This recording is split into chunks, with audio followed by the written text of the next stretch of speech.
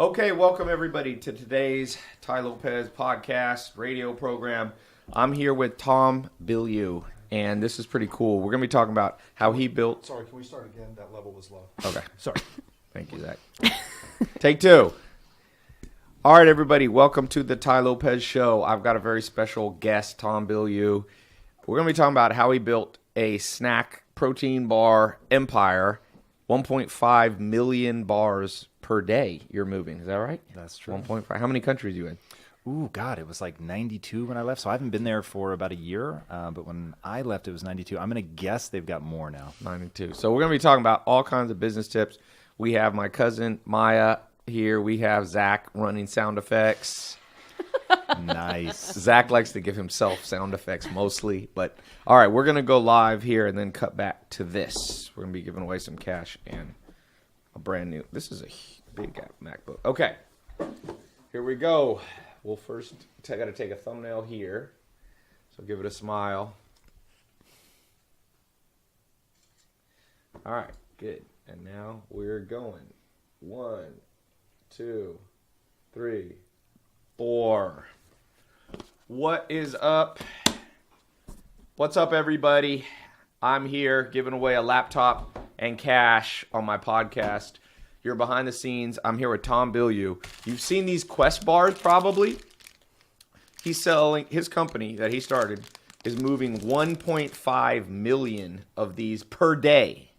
So if you ever thought about building a business, specifically in health, but really in any business, we're going to be going into a ton of details on, practical steps, how you can build something similar.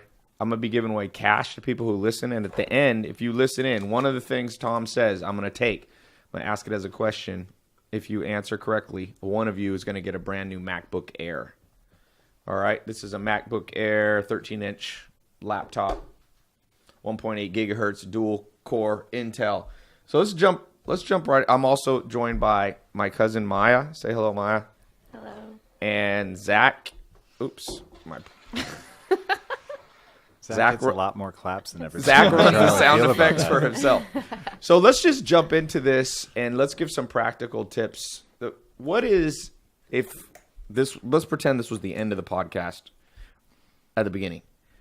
If today was your last day on planet Earth, you were going with Elon Musk to Mars, and do you have kids? I do not. Okay. Let's say you had a nephew or somebody you cared about, and you wanted to leave them like a 1-paragraph summary of what it took for you to take a business from 0 to 1.5 million bars sold per day of these different Quest bars, protein bars. What would that 1 paragraph say? Like the cutting right to the chase, like here's what you need to know to build a business. Here's what you need to know to market it and grow it, but as summarized as possible. All right, here it goes. What you build your self-esteem around matters. Most people build their self-esteem around being right, having the right answer, being good, being smart, and all of those things are a death trap. And so, dear nephew, I guess, don't make that mistake. And instead, build your self-esteem around being the learner, being the person that's willing to admit that they're wrong at any time, faster than anybody else, to be willing to sit at the feet of anybody and learn and take a good idea from wherever it comes. And if you build not only your self-esteem around that, which is very anti-fragile, because if somebody tries to attack you and tell you that you're stupid, you're like, yes, indeed, awesome. Just tell me in what way, because once I know how I'm stupid, then I can go shore that up. And I don't build any value in myself around being smart anyway, so that doesn't matter to me. But now I get a skill, and that skill is usable, and that usability is what I'm all about. And then on top of that, it really is the only way that you're ever going to really reach your full potential. And for me, the very meaning of life is to find out how many skills you can acquire that have utility and then put that utility to the test in service of something bigger than yourself.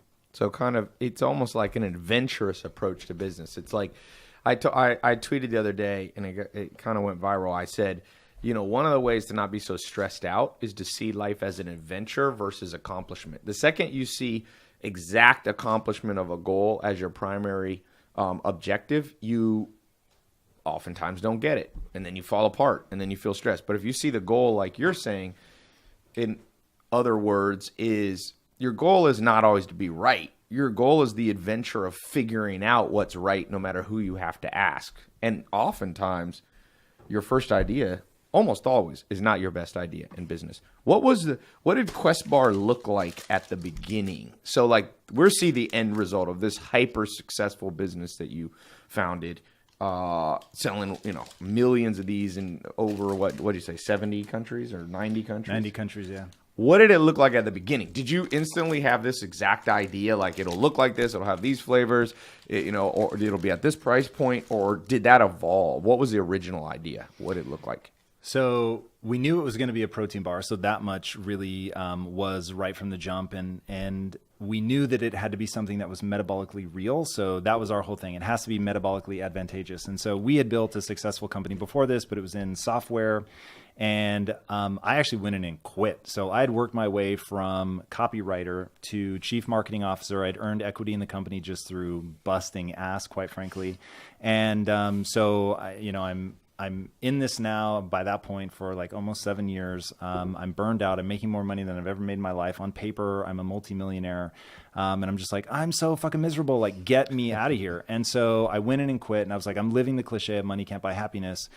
So guys, here's your equity back. If I don't cross the finish line, I shouldn't get anything for this. So you're never going to hear from me again if you sell the company. You gave your shares back. Literally. And I was like, here it is. Because I was leaving, right? So it was like, hey, go do your thing. I wish you the best. I just can't keep doing this anymore. I need to do something where I feel alive.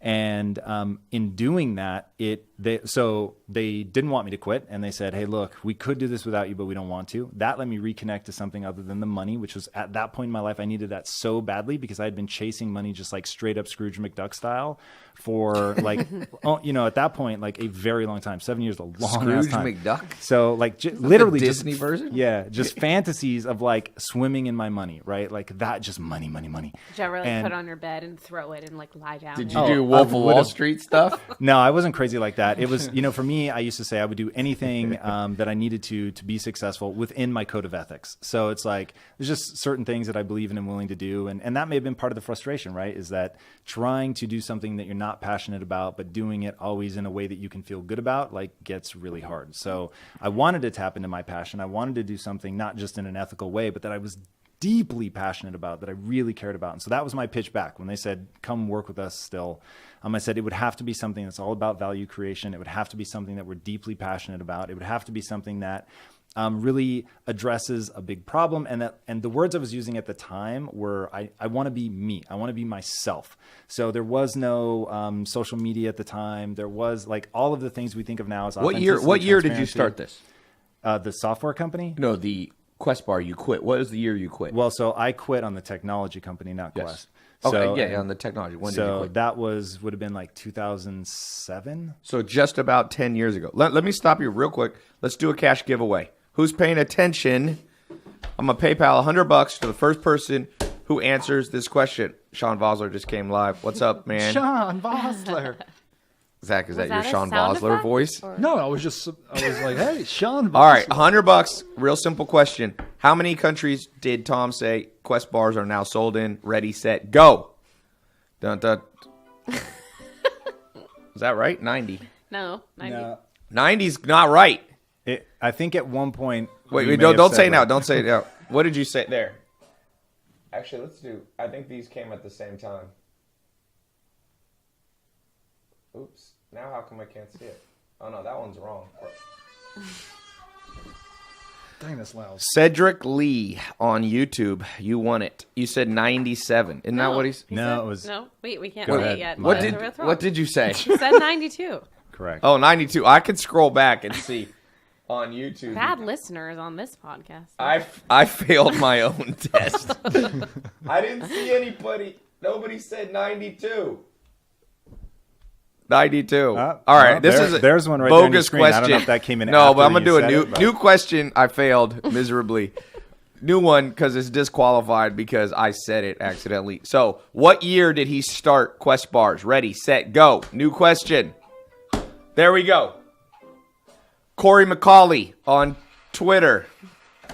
2007. If you didn't win, don't get butthurt. We're still going. We got more cash to give away. Look at this stack. You think $100 is gonna, make a dent in this bad boy? All right. And just so that the history books are correct, that was the year I quit the technology company, not the year that we founded Quest. Quest was founded in 2010. But all right, we're not redoing the test. You keep the money, man. You keep the money. Well, I'll tell you what, I think where you went wrong talking about leaving the tech company is that you tried to work within a code of ethics. That's You what he think you did. should have gone I have outside of mistake his number code one. of ethics. Yeah, if you were seeking happiness within a code of ethics, I think you're going to have to like let those go. Is that what you would tell if you were at Last Day on Planet, you would tell people to abandon their code of ethics? Yeah, because what's the point? All right. That is a strategy, and that's a strategy employed by a distressing number of people. I'm only joking. I would not encourage that strategy. Zach. Yes. I'm just going for a laugh.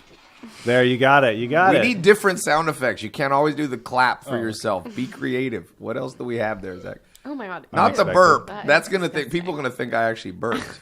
What's a good one? Well, I was thinking for myself to change is it us up. All right, Really I got to Gross. take that thing away from Gross. Zach. Okay, back to 2007. You quit. There's a 3-year lapse. But what happened in those 3 years? Were you just relaxing? Yeah, not quite. So they convinced me to come back, and we all agree that we're going to set a benchmark for the software company. If we hit the benchmark, then we'll keep rocking it. And if we don't hit the benchmark, we'll sell it and start this thing that's all going to be about value and passion and all of that. We failed to hit the benchmarks, so we didn't sell the company right away, but we immediately began building out what would eventually become Quest Nutrition and get launched in 2010. But there was, like 2+ years of behind the scenes, like working on the formulation, that kind of stuff before we officially launched. So do you think people should there's different schools of thought in business. There's the quick launch, lean startup approach, very famous book, Lean Startup, where you basically kind of what Facebook does. Mark Zuckerberg says, grow so fast, you break a lot of things, you're launching before you're ready. Now, there's other people that disagree with that formula. For example, Snapchat, Evan Spiegel, the founder of Snapchat, just recently went on, and there was an article about him saying he doesn't believe that. He likes to make sure it's really good and beta tested. And it sounds like you might be a little more in that school of thought of going slower. Well, so Because it took you 2 years to formulate it. Yeah, but I will say that we were still launching what I'd call a minimum viable product. So it was hard as hell to manufacture. That was problem number one. Problem number two, we didn't have the ideal fiber source. So that was something that we changed in like the first 6 months after What is launch. the fiber source now? So now, in about fact, Quest bars. it depends on when you bought the bars. But we used These two. are 18 years old. So. Nice. So These are 18 years old. we used two different ones. So originally it was actually we've used three now, but the one that is used in this one is soluble corn fiber. Soluble corn fiber. For those of you just listening in, we're talking to Tom Billue, started Quest protein bars. 1.5 million a day are being sold. They have a lot of people will know these bars if you work out or in a gym. They've got 1 gram of sugar, but they taste like they have more 2 sugar. grams. This one has 2 grams. 1 or 2 grams. It's not much. A bottle of Sprite has about 40 grams of sugar. In America. In Europe. In it's America, only yeah. In 20 Europe, grams. they cut it. It's not as good. And then, of course, what do these have in protein? They got 15 grams? 20 grams. So they got a lot, pretty high protein. 20 is fairly high. I'm drinking a protein shake. Most protein shakes that you have are between 20 and 30, grams of protein. So what do you think, not to bounce around here, but somebody was asking on the live, the fiber component, has that been a big thing that differentiates your bars, not just the protein and low sugar? It certainly did in the beginning. So in the beginning, nobody was really using a liquid fiber like we were using. Everybody was using, a liquid sugar or glycerin or something like that to make the bar pliable enough to run through the equipment, which is really like, man, you want to get into the nitty gritty of like how we made this thing work. Yeah, let's do that. It was, I'm sure that there were a lot of people that had a formulation similar to ours, but when they went to the co-manufacturers, they said it can't be made. And it's actually true. Like that bar couldn't be made on traditional equipment. But what we ended up doing was realizing that it's only because all the equipment that exists that you could buy sort of off the shelf, if you will, had grown up in the world where everyone's using liquid sugar. So if you say, well, we can make it if we make new equipment, then suddenly the doors open and nobody else had done that. So we became our own manufacturer. So you made your own equipment. Correct. You had to like vertically integrate. And you're using for sugar, I see you're not using xylitol. No. You're using erythritol? Erythritol in some of the bars. Why do you like that above? So these, if you don't know, are basically sweet tasting things that don't spike up your glycemic. I mean, they don't have a messed up glycemic index. Response, yeah. Your body, my friend, Dr. Fresco, that you guys know, he basically, did you see for a month, he took a glucose meter and he literally had it embedded in his stomach with a needle. Zach would love that. To go for 1 month with a needle For in his 1 month, stomach. he walked around with a needle in his stomach. In his stomach. How do you move around? Well, it with was a like kind of needle? under the skin. It's But subcutaneous, so it's Yeah. not like jabbed into his actual stomach. it's not like a but- rabies shot. Oh, I see. So But it it's hurt. It's I mean, you would needle, a needle. under the skin. Yeah. Yeah, Correct. Kinda like an a needle. IV. Let me Zach tell you, loves needles. Zach will faint if that happens. But he walked around and everything he ate, he could see. And you know what? It's exactly kind of what science says. It's like if you eat a Snickers bar, it goes boom. And there's something. I've been testing my blood. I'm working on a book. I can't release it for 2 years because it's 4 years of me testing my blood once a month and trying every known supplement. And there's something called your A1C score, which basically looks back at the last 3 months of your kind of this is a layman's explanation, but it looks back and it tells you what your average glucose level has been. And for a lot of people in America, it's insane. They project in the next 20 years, 50% of American children under 18 years old, okay, will be either diabetic or pre-diabetic. That's crazy. Now, your bar, let's talk real quick, not to bounce around, Zach, but I are like you to taking kind of... notes about that? Zach's taking notes. Well, for possible questions. Let's talk about the sugar. Nice. Why is the sugar... And by the way, this is not an advertisement for Quest. They did not pay me or anything, but I'm genuinely interested, and a lot of people are. Why does this approach to sugar work better? There's so many snack bars out there, and some of them have insane amount of sugar. Some of them like 10, 20 grams of sugar. So what is this specific approach? How does it work? So our thing was we wanted to make something that tasted like it had sugar but didn't have sugar. And so the only way to do that is to have some sort of either natural or artificial sweetener. There's no way around that. As yummy as nut butters are, they don't taste like candy. So we did want to sweeten them with something, and that was that one that you listed is a natural sweetener, but we also use some artificial sweeteners as well. And just they're hundreds of times more sweet than sugar. So you put very, very, like vanishingly small amounts in there, and it tastes very, very sweet. So they're very palatable. The reason that we used erythritol, the one that you read, that one specifically does not have the GI distress that a lot of the other Glycemic index. well, the Or atols that you listed, Yeah. right? So people will get bloating, cramping, pain, diarrhea, whatever from other ones. That one is most people can tolerate it. Have you had that, Zach? Bloating. Gas? Bloating. What about xylitol? Versus erythritol. Yeah, literally other than erythritol, I wouldn't mess with any of those. So I had a horrific experience with lactitol, if you've ever heard of that one. That so one didn't even this was sound before good. I got into nutrition, and I had just started a low-carb diet, and I found these Reese's peanut butter cups that were made with lactitol. And I didn't know what that that was. like So milk? I'm like, this is amazing. So my friend and I split a half bag, and we mowed through this. You thing. ate a That is bag too of many something in new. a general. half bag in my defense.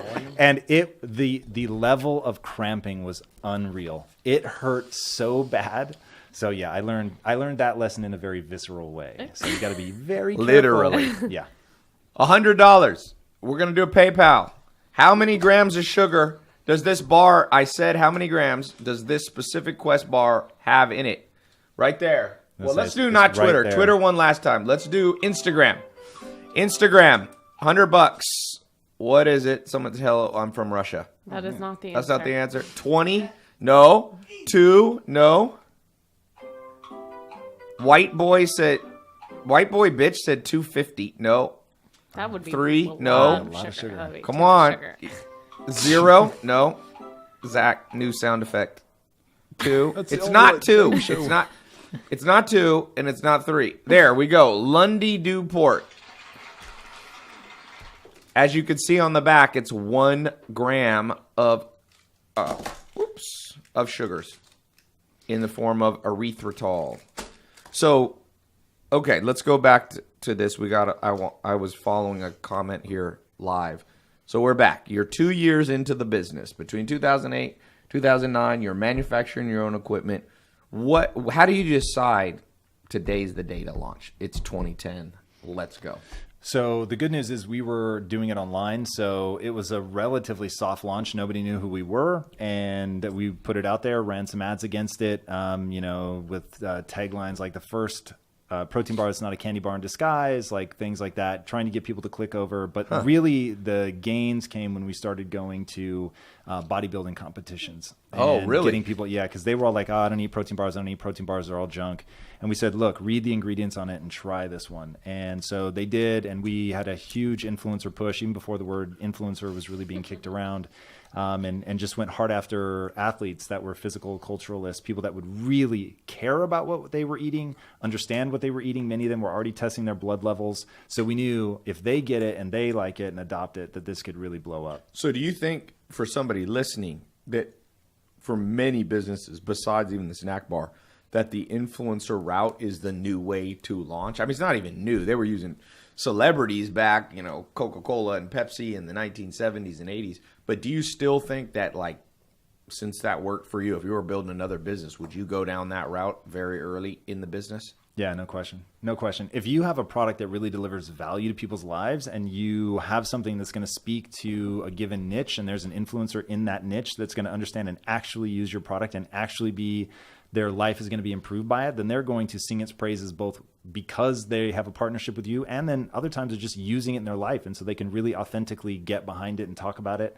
And I think in forever, everybody has always taken word of mouth over what you see in an advertisement or something. So influencer marketing is essentially word of mouth from someone you trust. Did you all pay them ever, or was it always free? In the beginning, it was always free. It was just product. We would send them free product and ask them to talk about it. And then as we grew, then we ultimately were paying some people. So are you still active now? No, not at Quest. When did you kind of bow out? Almost exactly a year ago. Okay. So let's talk about that. Fast forward. For somebody watching, what is the end game besides helping the world, but like just practically, did you make the decision, I want to replace myself with a CEO, I want to sell you don't have to get into the exact private details, but what was the mindset? Were you bored? Were you ready for something new? What was it?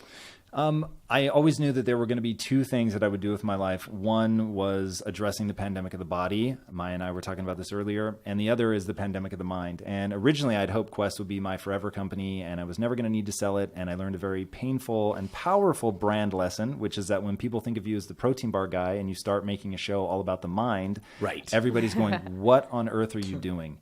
And, my partners were going to have to go on that very long, very expensive journey with me of expanding the brand. We didn't necessarily share the vision on the importance of introducing the mind to the brand. The consumers were resistant to that becoming a part of the brand. Who likes minds?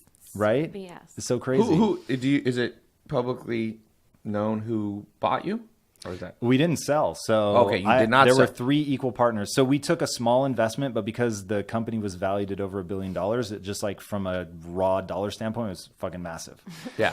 So it's hard to sell. I had the cash where I didn't have to stay. I didn't have any sort of pressures. And my wife and I just asked, do we buy an island and retire and just not worry about this anymore? Or do we double down and build something new? And that's where impact theory came in, which is meant to address what I consider the pandemic of the mind. So going back to this kind of practical thing, you've got 2 other business partners. Yep. For someone listening who has a business partner, what are some things you learned that are important, the do's and do nots of finding a business partner and then growing and staying peaceably, everybody happy with each other? So it is like a marriage, exactly like a marriage. So just like you need to date and fall in love and go through a courtship phase with the person who's going to become your significant other, you need to do the same thing in business. And my partners and I had a chance to get to know each other even before business was involved at all. And then they originally hired me as a copywriter, so really got to see what each of us were like. And that's how you started. They hired you. So that was back at the technology company. They hired me as a copywriter, and they said, hey, look, this is a startup. Don't think of yourself as a copywriter. Being a copywriter is just the tuition you have to pay. But hey, we're entrepreneurs. So if there's anything you want to learn, we'll help you. And I took them seriously. They said, you can have any job in the company you want. You just have to become the right person for that job. So you got to learn the skills. And I just put my head down for, whatever. 7 years. Yeah, that was by the time that I quit, but certainly didn't stop. But by that point, I'd already made my way to chief marketing officer and stuff. So, but I literally didn't take a day off for like 6 years. It was crazy. You did the Bill Gates formula. Let me do a quick Snapchat. I want to say, let's just talk. I might ask you to say that thing again, that quick summary. Okay, let's get this bad boy up here.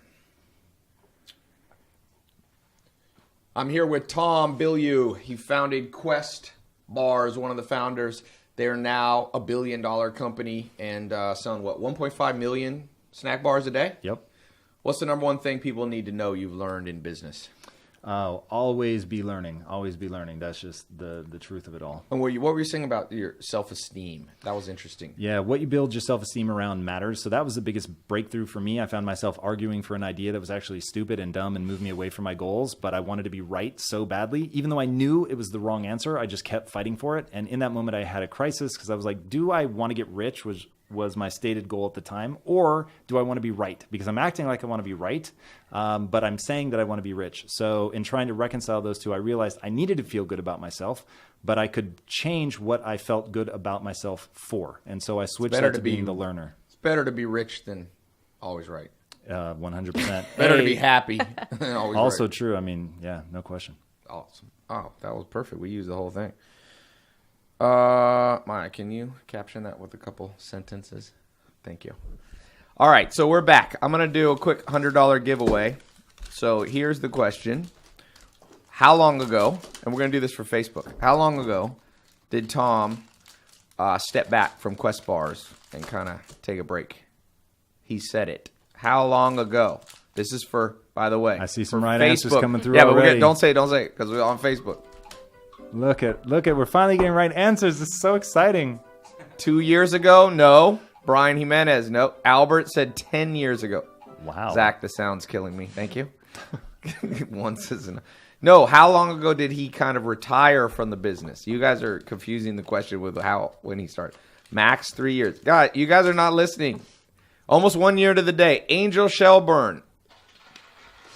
That is correct. Women listen better than men sometimes. Guys are like, some- 10 years ago. Sometimes or all the time. Maya, what do you think? Let's ask Maya this. Maya, what's your experience? Maya's kind of one of the CEOs of my company. What's your experience, men versus women? What's better about women than men in general?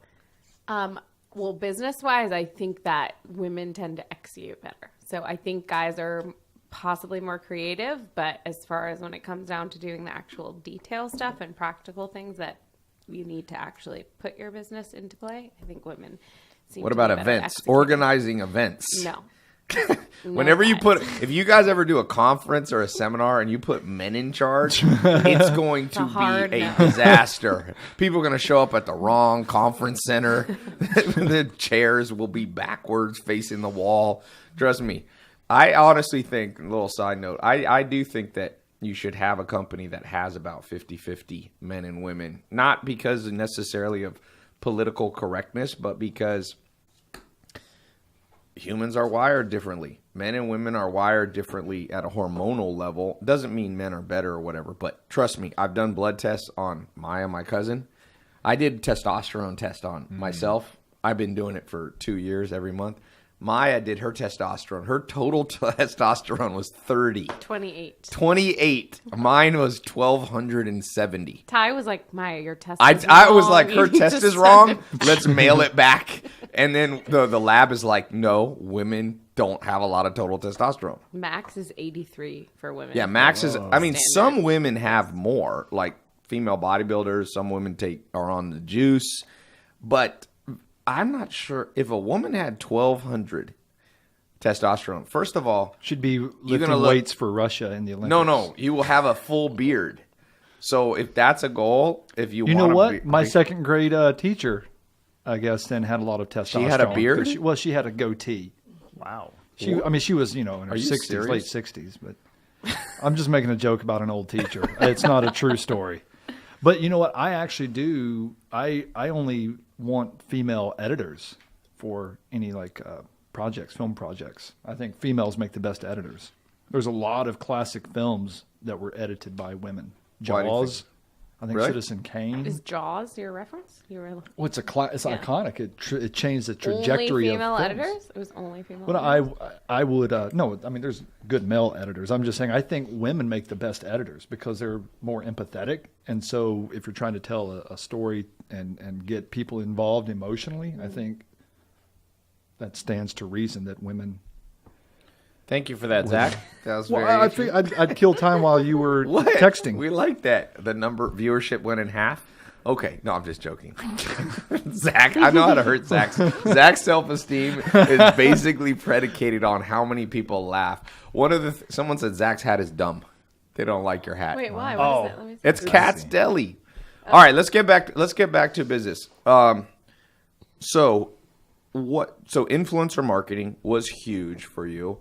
Let's talk about a physical product. Some of you want to sell something that you need to get in stores, and you guys don't just sell on your website. You're also in stores, 7-Eleven. 85% of our revenue or more is from other distributors. So distribution, you can have a product, you can create it.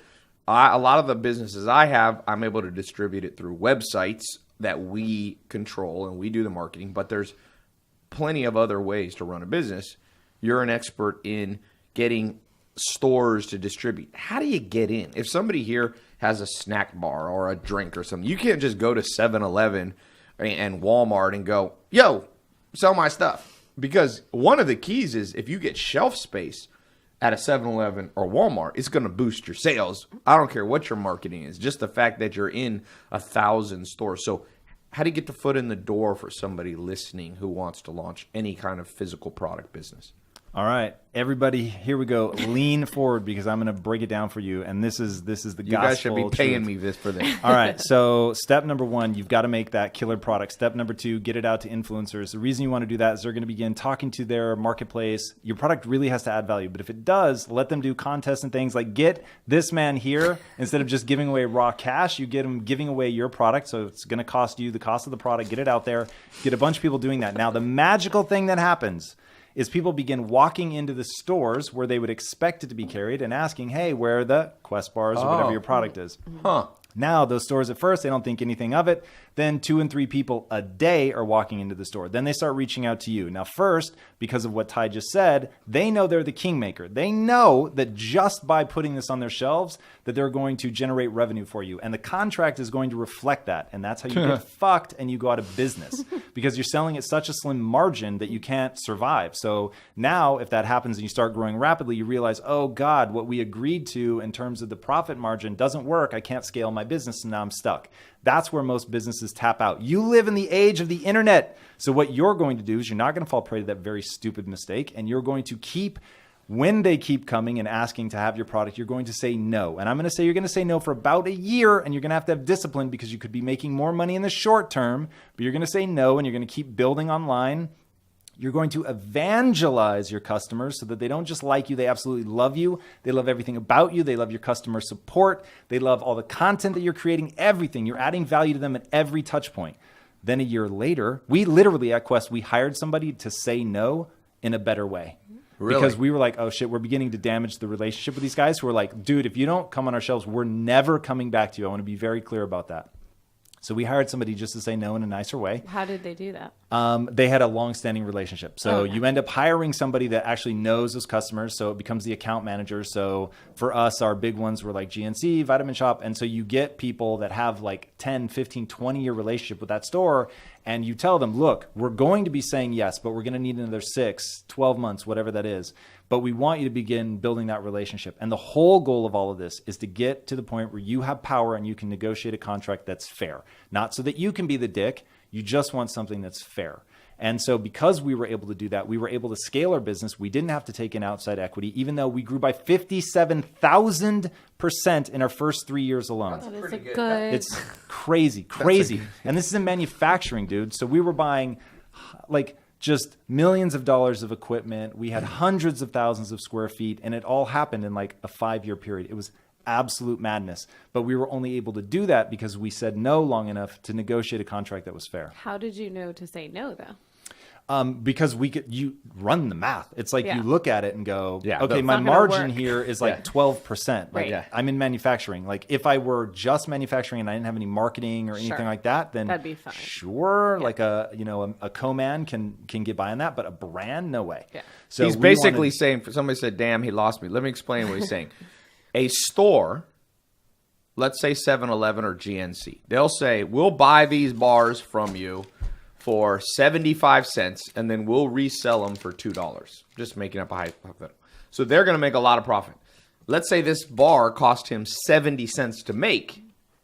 So they're squeezing you. They're going to give you 5 cents profit per bar. Then they're going to take the bar and go sell it for triple. And they say, we're 7-Eleven. We have spent all this money on our brand. We've built these physical locations and these franchises. So one of the cool things that a man named Casanova, very famous, Giancarlo Casanova, one of the most famous people in history, he said, be the flame, not the moth. Be the candle, not the moth. And that's really kind of the philosophy that Tom's saying, is that what you chase moves away from you. That's what Casanova was saying. What you chase moves away from you. And what you deny and say, it moves closer. It goes, wait a second. And I found that in business networking, one of the worst things you can do is be at a conference, see somebody you want to talk to, and just buzz up to them and be like, oh my God, I've been wanting to meet you. You have to do it in a way where you are the flame and not just the moth that's actually pursuing. And so you did that, and it worked. It worked really, really well. And one thing, just to make this more universal for people, going along with what you're saying, is you got to play the long game. So let's take the example of you really want to meet somebody that, let's say you want to meet Ty. And step one is not run up and introduce yourself to Ty. Step one is to, in an ideal scenario, you get somebody else who says, oh, Ty, you have to meet so-and-so, which, by the way, is exactly how I met Ty at Thrive. Somebody else went up to you and said, you need to meet Tom. And someone came up to me and said, you need to meet Ty.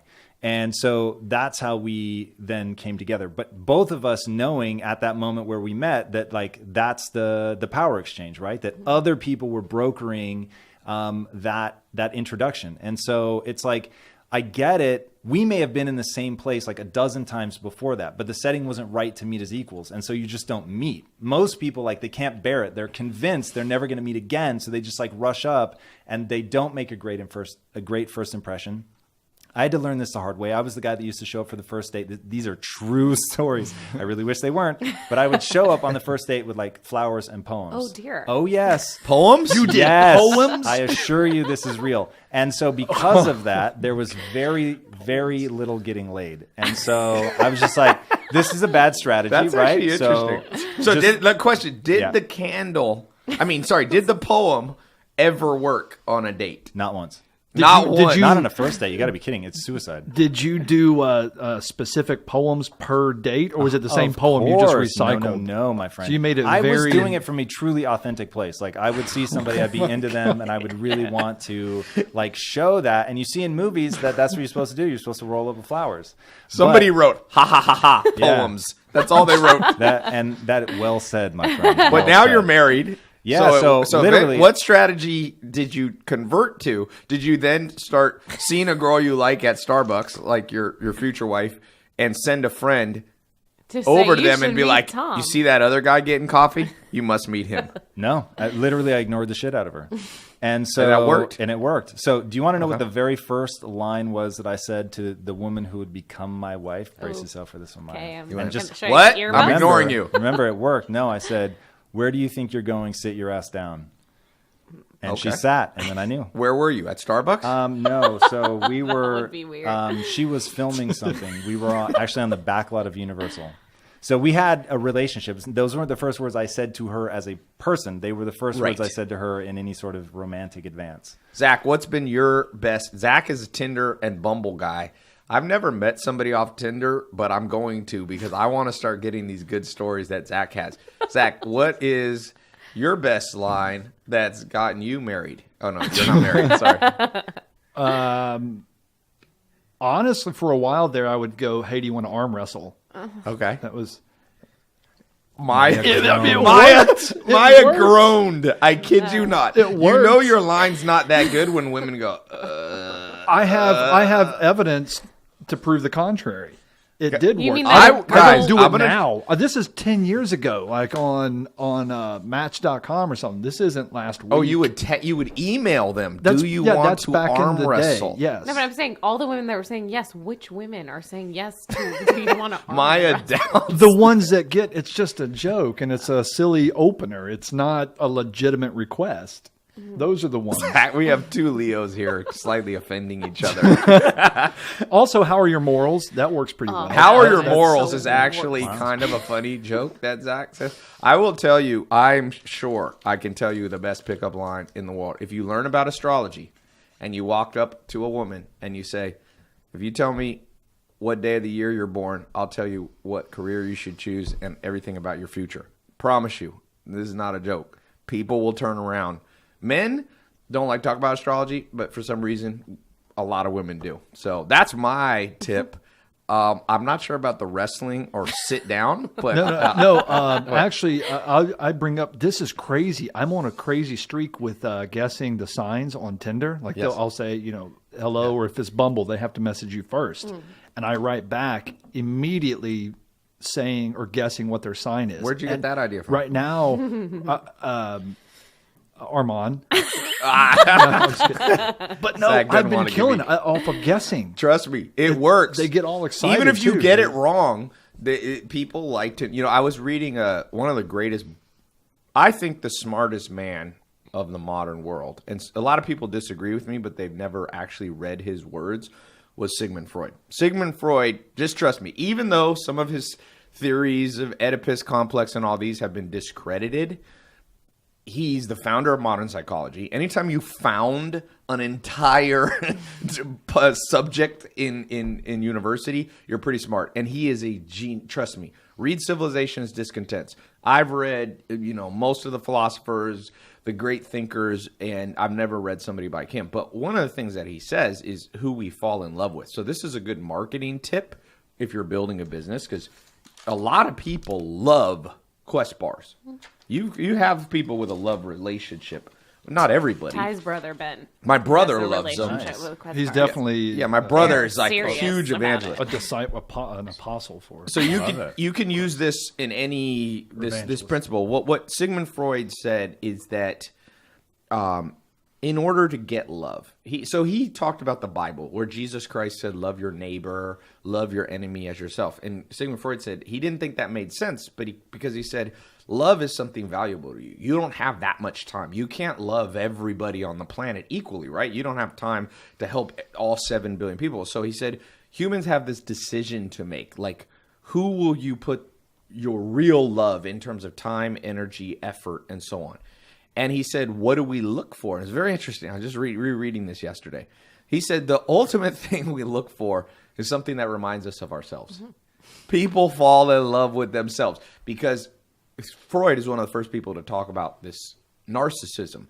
And so I think when you're marketing a bar like Quest Bar, or you're like Zach on Tinder, marketing himself on Tinder, there has to be some deep psychological, hey, that vibes with what I already believe. So marketing, like you said, you got these influencers who were pro bodybuilders. They weren't people who were 300 pounds overweight that were used to eating Reese's Pieces all the day.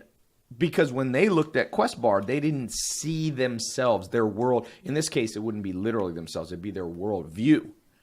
And so you start in marketing with people who already have your worldview. And they fall in love with you. And then, over time, you've been able to evangelize out into. So let's talk about this. First year, how many bars are you selling, roughly, a day? Not a lot. So I don't know how the math works out, but we made less than $250,000 our first year. So you make less than $250,000. And now your sales numbers aren't public now. Yeah, we don't report them. But you did hundreds and hundreds of millions. So now it went from 250,000 in the first year to conceivably, over 250 million, let's just say. Definitely over that. Yeah. Well over that. How did that feel? Did it freak you out? What did you have to learn? Did you have to learn to get new bank accounts? Did you have to learn to get financial advisors? Let's talk. I want people listening to not only know about the quote unquote grind, because that's talked about a lot. Oh, you got to grind, you got to, but also about some of the cool stuff that happens. So what is some of the cool stuff that happens to your life so that people who are struggling now can see light at the end of the tunnel? Like, do you remember the day where you had $1 million and you could steal a Quest bar though? Zach's stealing bars. I'm opening it silently. What are some of the cool events from like a financial standpoint that happened to you? Well, the coolest was when we did sell a small piece of the company. You're hitting refresh on your bank account and you go from, a normal salary to all of a sudden refresh. And there's a lot of commas and zeros in your account. That was a pretty surreal moment because it wasn't like, it's 30 years of first I'm making 50,000, then 100,000, then 500,000, then $1 million, then 1.5. It was like literally I went from having a good but normal salary to like, holy fuck, I'm rich. Yeah. So, and in literally from one refresh to the next. That's like Mark Cuban. If you've seen my video, Mark Cuban was over here playing basketball and I was talking about getting rich. And he's like, I stayed up all night, didn't go to bed, refresh. And it went to $1 billion. He was a billionaire. A buddy, this week I was in Vegas with a friend of mine and he's on the Forbes list. He's one of the richest. He's actually richer than Mark Cuban. And he's like, I hope Mark Cuban isn't listening. He won't like that. Mark didn't care. Mark got plenty of money. He basically, my friend's like, dude, he sold his company for $5 billion cash and he owned basically all of it. So he made maybe 4.1 billion cash and it was not US, so not too much taxes. So he goes, I forget the word. I was having sushi with them and what was the word? It was just kind of what you said. It was kind of like unfathomable. He never went into it being like, okay, we're going to build this business. It's an online business. We're going to build this, and then we're going to sell it for $5,000 million. Because that's what it was. 5 billion is 5,000 million. So what is the biggest myth of entrepreneurship and business ownership that you started out with in your brain in 2010? Warren Buffett says every year, you must get rid of one long-standing belief. And I would add to that, every year you have to kick somebody out of your social circle that you used to hang out with and add a better person. Not better, but more congruent with your philosophy. Better looking. That's why I ended up with Zach after all these years. I've been going for looks, and Zach is the final culmination of looks. No, but Tom, what's the biggest myth you had to throw out in the last 7 years? That there are limits to what you can figure out. So I think that now the guiding principle in my universe is I can learn to do anything. Anything. So, and when you look at the living embodiment of this, it's Elon Musk, right? Yeah. So it goes in, I want to get to Mars, but no one's built a rocket. I guess I'll have to learn rocket science. Like, that's so amazing to me. And when we went into it, we didn't think we were going to be marketers. That was it. We're going to market this protein bar. And when we realized we had to be our own manufacturers, my first reaction was panic. It was like, I don't know anything about that. And I thought that I was like a pretty hardened entrepreneur by that point. And looking at that was like, Jesus, I don't know anything about leasing commercial real estate. I don't know anything about the equipment. Like, you got to be joking. Engineering, I know nothing about it. The thought of wearing a hairnet every day and a lab coat and doing that was so beyond foreign to me. But literally in the span of I'm not kidding, 15 minutes, went from, okay, this is crazy and I don't want to do this, to it's the only way forward. And so am I really going to chicken out? And so, behavior is driven by identity, and my identity is not to back down from stuff like that. So we said, yeah, let's do it, and then figured it out. And that was sort of the last thing. Is like, I'll never again say I can't figure something out. There's the vast, amount of knowledge out there I don't know. But once I turn my focus to it, I can make it my own. I can become excellent. I can become one of the best in the world at whatever I set my mind to. So mentors, let's talk about that. Nobody, even though sometimes weird people argue with me on this, You don't need mentors. I have yet to meet somebody who did great things, who can't directly attribute at least some of their success, some of their direction from somebody who went before. I just posted a video on my Instagram, a little clip of me with Kobe Bryant after one of his last games of the season last year. I sat next to him on the bench, and then I went back in the locker room, and I asked him, like, do you have mentors? And he just immediately goes, oh, yeah, Ty. He goes, well, first of all, I had Magic Johnson. I had Michael Jordan. Then he mentioned Bob Iger, you know, the Disney CEO. He brought up Phil Jackson. He had a lot. He kept going. And I said, why is that important? And he said, well, you have to learn from people who created greatness before you, or else you reinvent the wheel. I can't tell you how many people come up to me and they're like, dude, I invented a wheel. We can put it on a car and it will roll. It's going to be so cool. And here's this prehistoric stone. And they're like, you want to put this on your Ferrari? I'm like, dude, they invented a wheel a long time ago. They perfected it. Now they have badass, like Ferraris and Lambos have these badass tires. I drove a Bugatti. I don't have a Bugatti, but I drove one. And they have these tires. They're like 20, I forget what, they're massive tires. So I want to tell those people, yo, you could have just learned from the people who already created tires. Why are you going to waste 40 years of your life? So for you, even though you pioneered some stuff, there was nobody to fully look up to, whether authors, whether parents, whether business people that have made an impact on your life. And who are they? Yeah, no question. So the most profound mentors in my life have been authors, for sure. I owe Stephen King, I know that's an odd answer. We were talking about this, a debt of gratitude, big time. In fact, if anybody listening right now, I'm going to hijack this interview. If you know Stephen King and can get him to come on my show, man, oh God, I really want to interview He will that guy. give you a Quest bar. I will give you Have you ever a tried load reaching of out Quest to him? bars. Oh, I sent him an iPad with a custom message from me on it explaining how he touched my life and why it was so important. So I used to think I didn't like reading. And when I was like 12 or 13, my dad said, look, read this one more book and I'll never bother you again. If you don't like to read after this book, then I'm just going to leave it alone. And he handed me The Gunslinger, which is the first book in the Dark Tower series. And I read it. And to this day, I remember the opening line.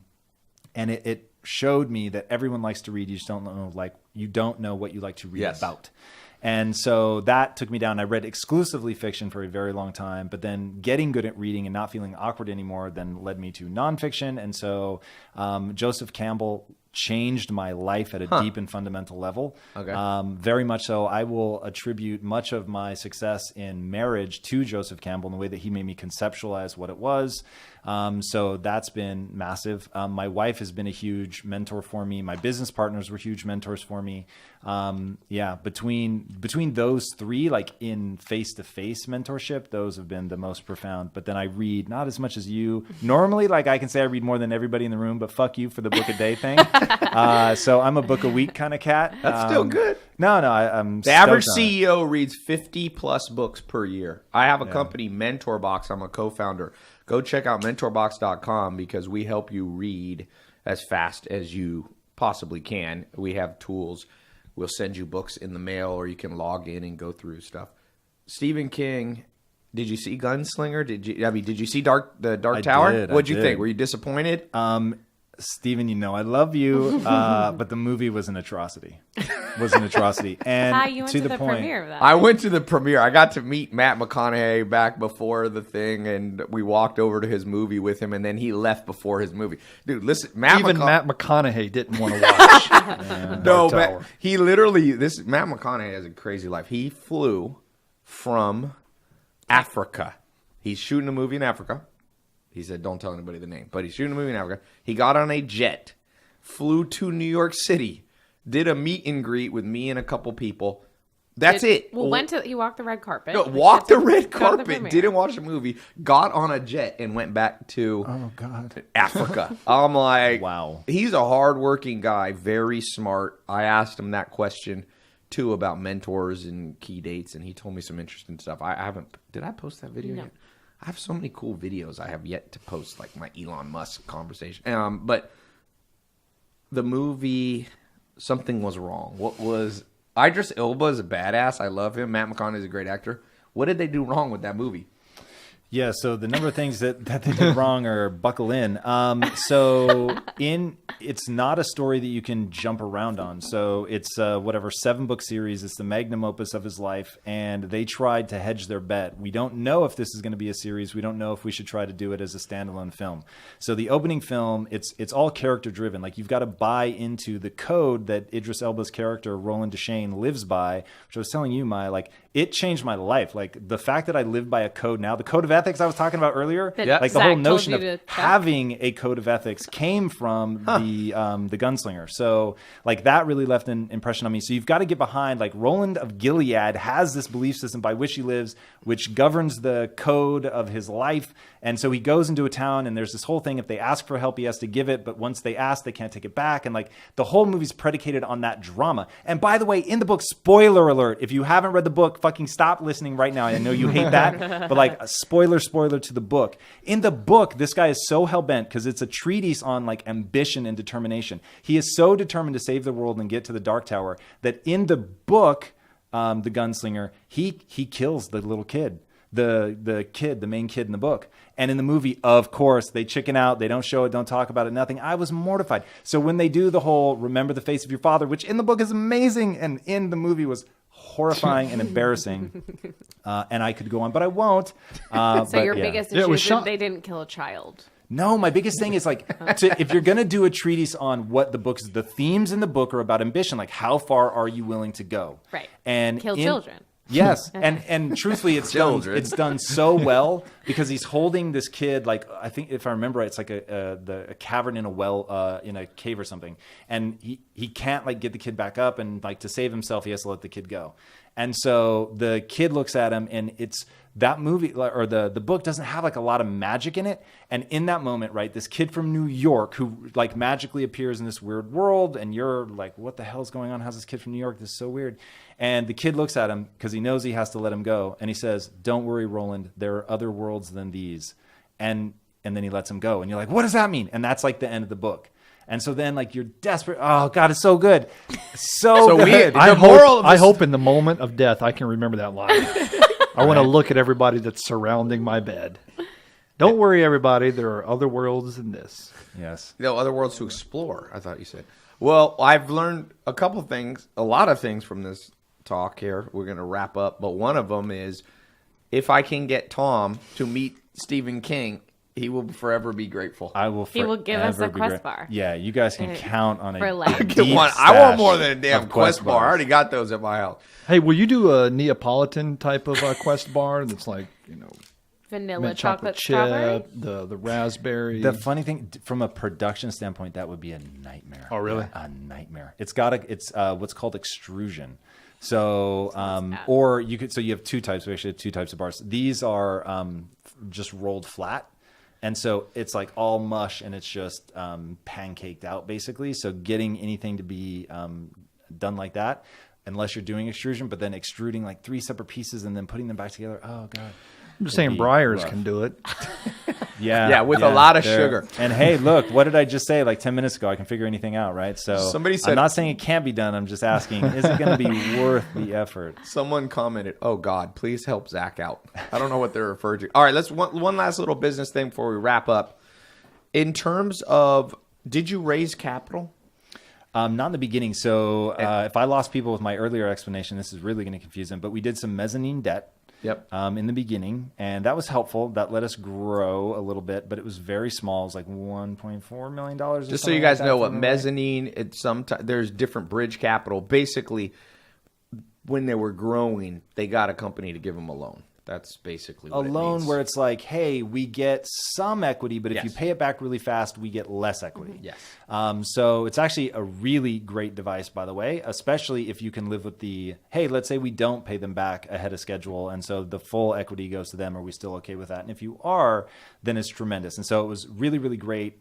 Ended up being just a great ongoing relationship for us. Really, really like the people that we did that with. But that was it. So how did you get it? For somebody watching who wants to get mezzanine financing or get some startup capital, if you were doing it all over again, Do you just start calling people? Do you go to friends you of certainly friends? could. So with the success that we were having, we could have just cold called and we would have been fine. And so the joke in raising money is you can get money when you don't need it. Yes. And we didn't need it. And so it was very easy to get money. Back at the technology company, we needed money and it was hard as hell to get. So, That's because be the flame, not the moth. It's kind of like like the second dating, you too. get in a relationship, everybody wants to date you. You're like, wait a second, where were you 6 months ago?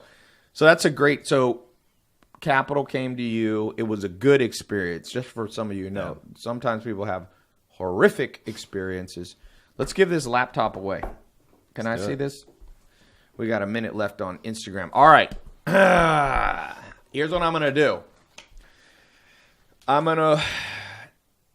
The third person to answer this correctly wins, not the first. We're going to break it up a little bit. MacBook Air. So here is the question for you. Dun, dun, dun. You want to look these over too? Oh, are these questions? Just So it's from your notes, Zach, about diabetes. Well, just things I heard. I was like, oh, maybe we'll throw that out for a possible question. If you can read my scribble. This is a funny one. To get the laptop answer, the third person answer. What did Tom used to show up with on his first dates? Ready, set, go. What did Tom used to show up? 2 things he used to show up. All right, that's the first person I see. We're going to do the third. I see. Second is Boomer Johnson. Who's the third? Right there. Chase Christopher on Instagram. all right, Poems well and Flowers, played. number 3. So I want to don't thank all advise of you it. for being here. This will be live on my podcast. Remember what Tom said. Where you should get your self-esteem from is not from always being right, but being from somebody who learns. The great Charlie Munger said, the secret to life is to be a lifelong learner. Be a learning machine and you'll do fine. All right? Thanks so much. Talk to you guys soon. Peace.